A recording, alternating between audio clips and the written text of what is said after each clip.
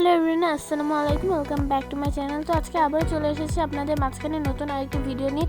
আশা করি ভিডিওটি ভালো লাগবে। ভিডিওটি না টেনে শেষ পর্যন্ত দেখবেন। তো আজকের রেসিপি হচ্ছে আলু দিয়ে লইট্টা মাছ ভুনা।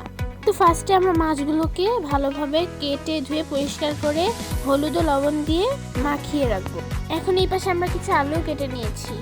আর রান্না শুরু করার জন্য ফার্স্টে আমরা কিছু মশলা বেটে নিচ্ছি। প্রথমে বাটছি মরিচ ও কিছু হলুদ।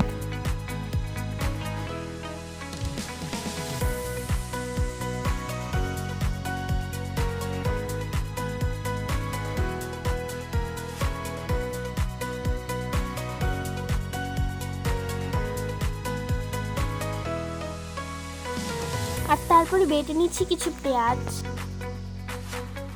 তো আমাদের বাটা হয়ে গেছে, এখন আমরা চলে যাব রান্নার দিকে।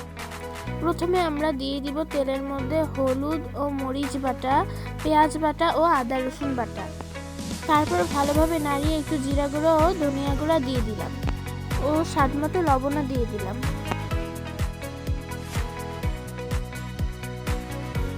এবার মশলাটিকে ভালোভাবে পানি দিয়ে কষিয়ে নিতে হবে। তো দেখুন আমাদের মশলা কষানো শেষ। এখন আমরা কেটে রাখা আলুগুলো দিয়ে দিব এবং ঢেকে আরো একটু কষিয়ে নেব।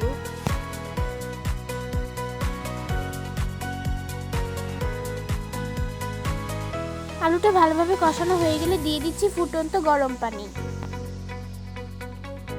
এখন ঝোলের পানিটি বলক এসে গেলে আমরা ম্যারিনেট করে রাখা মাছগুলো দিয়ে দিব।